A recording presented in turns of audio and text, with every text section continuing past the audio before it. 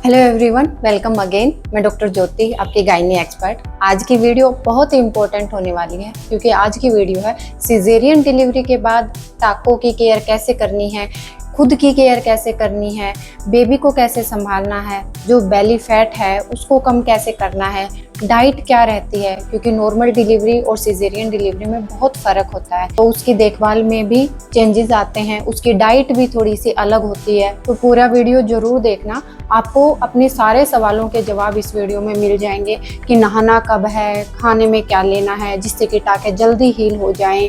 ठीक, अगर चैनल को सब्सक्राइब नहीं किया है तो चैनल को सब्सक्राइब जरूर कर लेना। ओके, तो सिजेरियन डिलीवरी के बाद मोस्ट इम्पॉर्टेंट थिंग जो रहती है वो होती है रेस्ट, क्योंकि वो आपको टाकों के हील होने के लिए ज़रूरी होता है। जैसे ही आपका CS हुआ है उससे अगले ही दिन डॉक्टर आपको हल्का फुल्का चलना फिरना अलाउ कर देती है, जिससे कि आप अपनी डेली जो एक्टिविटीज़ हैं वो कर सको। लेकिन आपको पहले 10 दिन जब तक आपके टाके नहीं निकल जाते, जब तक आपके टाके हील नहीं हो जाते, तब तक सिर्फ आपको अपने पर्सनल एक्टिविटीज़ के लिए ही उठना है। उसके अलावा आपको सिर्फ रेस्ट करना है, लेटे रहना है, क्योंकि आप जितना लेटे रहते हो टाकों पर एब्डोमेन का जो प्रेशर होता है, एब्डोमिनल फैट का प्रेशर रहता है, वो नहीं होता और वो हील जल्दी हो जाते हैं। ठीक है। सेकंड थिंग, आपको टाकों की केयर बहुत ज़रूरी होती है करनी। उसके लिए आपको क्या करना है, हाइजीन मेंटेन करके रखना है। नहाना आपको डेली है, जैसे ही हॉस्पिटल से आपको डिस्चार्ज मिलता है आपको अगले ही दिन से नहाना शुरू कर देना है। कुछ लोगों का मानना होता है कि टाके भीग गए तो पक जाते हैं। टाके पकते हैं अगर आप उनको गीला छोड़ देते हो या फिर अनहाइजीन रखते हो, आप उनकी सफाई नहीं रखते हो, इन्फेक्शन की वजह से फिर वो पक जाते हैं। तो आपको नहाना डेली है, उनको सुखाना है, डॉक्टर ने जो आपको ऑइंटमेंट दे रखी वो अप्लाई करनी है।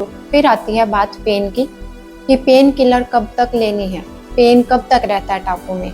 ज़्यादा जो पेन रहता है, मतलब जिसमें कि टैबलेट की ज़रूरत पड़ती है, तो वो आपको 10 दिन तक ही ज़रूरत रहती है। उसके बाद इतना ज़्यादा पेन नहीं होता को टैबलेट या फिर इंजेक्शंस लेने पड़े। 10 दिन के बाद आपकी जो पेन किलर्स होती हैं वो बंद हो जाती हैं, सिर्फ आपकी डॉक्टर आपको एंटीबायोटिक ही देती है। नेक्स्ट जो क्वेश्चन रहता है, ब्लीडिंग कब तक होगी। 2 वीक से लेकर 6 वीक तक आपको ब्लीडिंग हो सकती है। पेशेंट टू पेशेंट अलग होती हैं सबकी कंप्लेंट्स। किसी की जो ब्लीडिंग है वो 2 वीक्स के बाद बिल्कुल ही बंद हो जाती है और किसी किसी पेशेंट में पर वेजाइनल ब्लीडिंग 1.5 महीने तक रहती है, जो कि नॉर्मल होती है। हल्का सा डिस्चार्ज आपको होता रहता है, पिंकिश डिस्चार्ज होता रहता है, जो बिल्कुल नॉर्मल है, जिसमें टेंशन की कोई ज़रूरत भी नहीं होती है। नेक्स्ट होती है डाइट।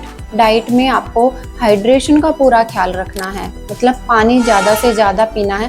पानी पीने से पेट बिल्कुल भी नहीं निकलेगा और आपको अपनी डाइट में प्रोटीन रिच डाइट लेनी है, जिसमें कि आप पनीर अपनी डाइट में ऐड कर सकते हो। कुछ लोगों का मानना होता है कि ऑपरेशन हुआ है, सिर्फ हल्का फुल्का ही खाना दो, पनीर नहीं देना, पचेगा नहीं। आपने ये भी देखा होगा लेकिन कि जब भी आपका डिस्चार्ज होता है गायनिक आपको एक्स्ट्रा प्रोटीन पाउडर ज़रूर देती है या फिर एग खाना अलाउ करती है, क्योंकि जो ये एक्स्ट्रा प्रोटीन है इससे आपके टाके बहुत जल्दी हील होते हैं।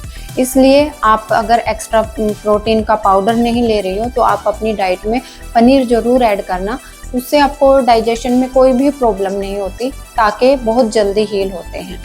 बाकी आप हरी पत्तेदार सब्जियां, अपना जो मौसमी फ्रूट्स हैं, हाँ एक बात ध्यान रखनी है, हार्ड फ्रूट्स जैसे कि अनार है या सेब है, ये चीज़ें आपको नहीं लेनी है। थोड़े हल्के नरम नरम फ्रूट्स लेने, जैसे कि पपीता, चीकू या फिर वाटरमेलन, ठीक है, जिनमें पानी भी अच्छी मात्रा में हो और पच भी जल्दी से जाए, आपको इनडाइजेशन ना हो। इसके अलावा आपको दूध अगले ही दिन से शुरू कर देना है। कुछ पेशेंट्स या उनके घर वाले दूध अलाउ नहीं करते कि दूध से टाके पक जाते हैं, लेकिन दूध का और टाकों के पकने का कोई लेना देना नहीं होता। इवन अगर आप दूध लेते हो तो आप ब्रेस्ट फीड अच्छे से करा पाते हो अपने बच्चे को। आप सुबह और शाम दोनों टाइम दूध ले सकते हो, दूध की मनाही नहीं है।